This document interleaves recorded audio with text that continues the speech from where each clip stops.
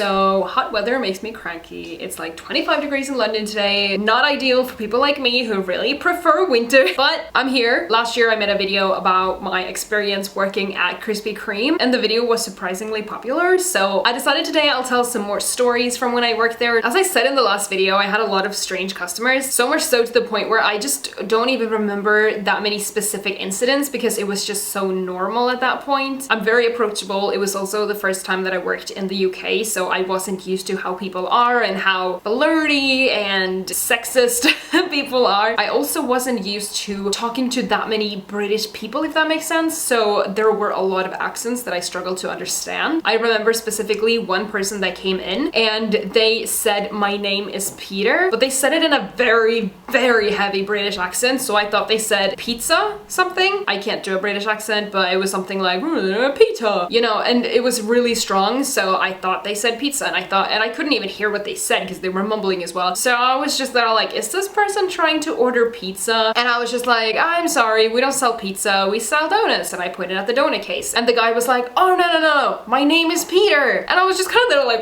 okay, and exactly why is that useful information for me? Imagine walking into a Krispy Kreme and just telling them your name, like why? And along the same line here, one of the silliest things that I did when I was there, one of my supervisors was taking orders and then I was on the till to charge people for their orders, so he would hand me a tray of donuts and tell me what the people had ordered so that I knew what to charge. So he said like whatever drink and 3 donuts, but I thought he said free donuts, as in free, no charge, because of his accent. I guess I just wasn't very good at understanding British people talking, and especially if they weren't like super clear or like articulating what they were saying. And in the British accent, a lot of things can be mistaken for something else, especially the TH sound and F. Like a lot of people will sound like they say thanks when they say thanks. And I mean, the customer was real cute, so I thought that he wanted to just give them free donuts, which he was a supervisor, so I was like, okay, well, it was kind of like evening time, so there were no like managers there, so I was like, sure, I would also give them free donuts if I could. So I charged them for the drink and they were like, what about the donuts? Because they could see on the screen like what I had charged, and I was like, they're free. I didn't really know what to say. I probably made some kind of joke about it and they were just like, okay, like, are you sure? And they were in a party with more people. Obviously they didn't get free donuts. So it was just them, and I was low-key hoping that they would like give me their number or something because they thought it was me giving them the free donuts, but they didn't give either of us their number. They were just super confused as to why they got free donuts, and I think I realized later, it just hit me, he didn't say free, he said 3. And I told my supervisor, we got along pretty well, I knew he wouldn't be mad at me, and it wasn't like I gave them a free TV, like it was £6. So the store I worked at had a drive-thru, and I was working drive-thru that day, and someone new had just started and we were talking, and the drive-thru headset worked in the way that it wasn't like activated until someone spoke to the drive-thru box out in the parking lot. And I was talking to the guy who had just started, and he was saying how he like just got to the country pretty much and he didn't really have any friends. And I went, I'll be your friend, but just as I said that, someone pulled up to the drive-thru and activated the box, which activated my microphone. So literally they pulled up to the drive-thru and the first thing they heard was, I'll be your friend.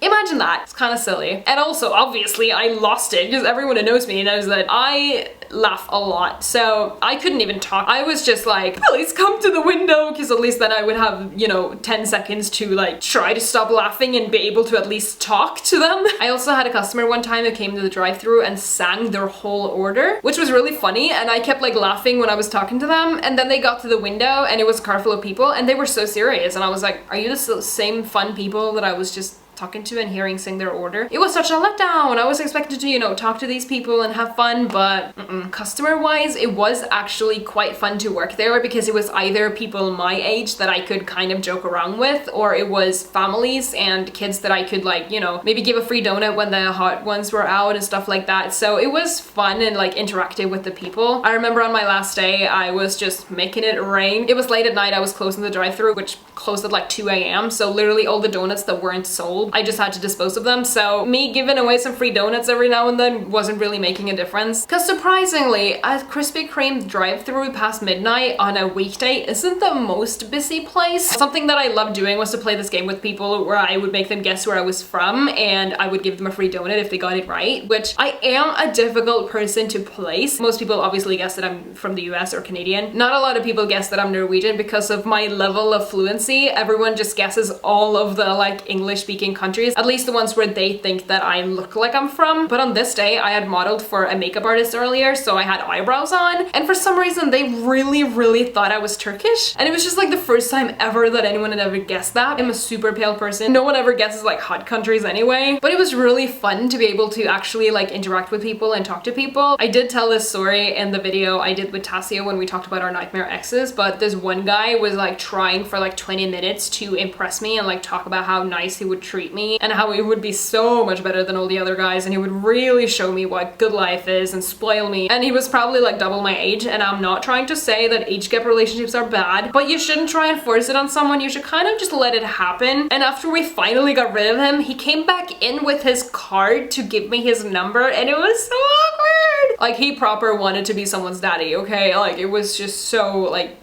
you're in the wrong place, like, please leave me alone.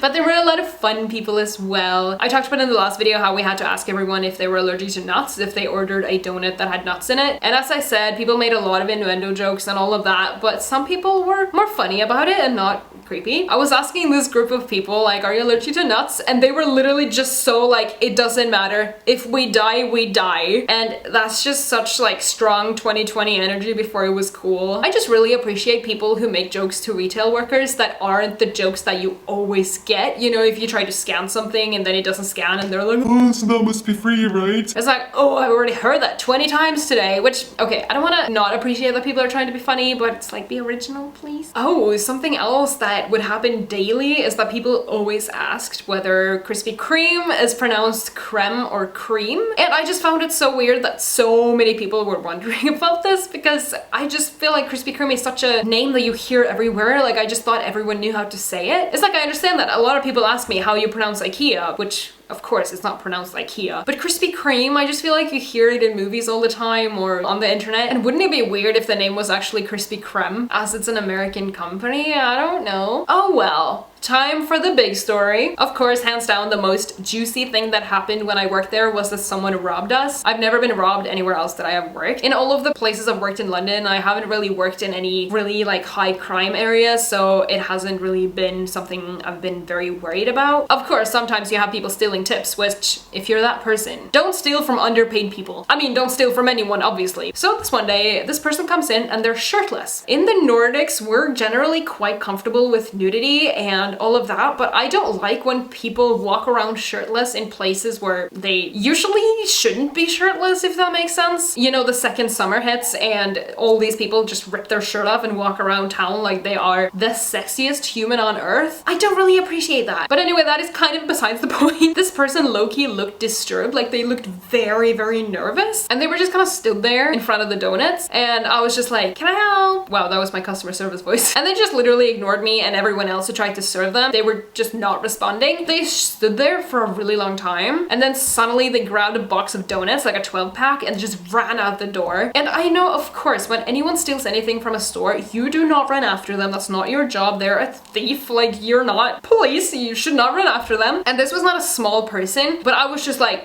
hell no. And I started running after them. I got out the door and I was like, this is stupid. I also didn't see where they went. Someone else that I worked with, like, fully crossed the road and was like after them. She was badass. Low-key, I was like, wish I could be more like her. But obviously we went back inside and we were like, that was weird. But in the meantime, a whole like group of people with a van had been trying to like break open the back gates, because this was a factory store, so we had a lot of donuts, and these people were just trying to break in and steal donuts. I don't know why anyone would turn themselves into a criminal for donuts. Maybe they wanted to throw their kid a super fun birthday party and they didn't have the funds and they were like, we're gonna rob Krispy Kreme. It was really weird. I wouldn't have thought that my one robbery story would be someone stole donuts. I actually still have my goodbye card from when I left Krispy Kreme. Someone wrote on my card, "Well done for escaping." And like other people were like jealous that I managed to leave, because some people working there like didn't have a lot of options or like education and all of that. A lot of these people were from poorer countries or countries with fewer opportunities and all of that, so these people didn't really have a lot of choice. I'm just really privileged that I don't have to stay in a job that I don't like, which if you all like your job, excuse me, my upstairs neighbors are so loud. I complain about them in every video, but they drive me crazy. Yeah, if you're not stuck in a job that you don't like, acknowledge your privilege, because actually liking your job is a privilege in the world that we live in. Just as a disclaimer, I don't want to make these videos and make Krispy Kreme sound bad. I don't really think I did, but this store specifically, the management was really bad when I worked there, and it was not a good place to work and we weren't treated very well. But I would not think this is the case for every single Krispy Kreme store. As an example, like when I worked at Starbucks, I started in a store that really didn't have their shit together, and I transferred to a different store, and I had the loveliest manager that I've ever had, and the people I worked with were great, and I actually really felt seen and taken care of and cared for, you know, all of that. There are good managers out there and there are good workplaces. But yeah, if you're thinking about working at Krispy Kreme, like don't let this scare you. This was just my experience. So good luck with that, and good luck with your work situation in general, because I really think everyone deserves like good work experiences. But anyway, that's it for today. Thank you for watching, and I shall see you next Friday with a new video. Keep it the good vibes. Bye!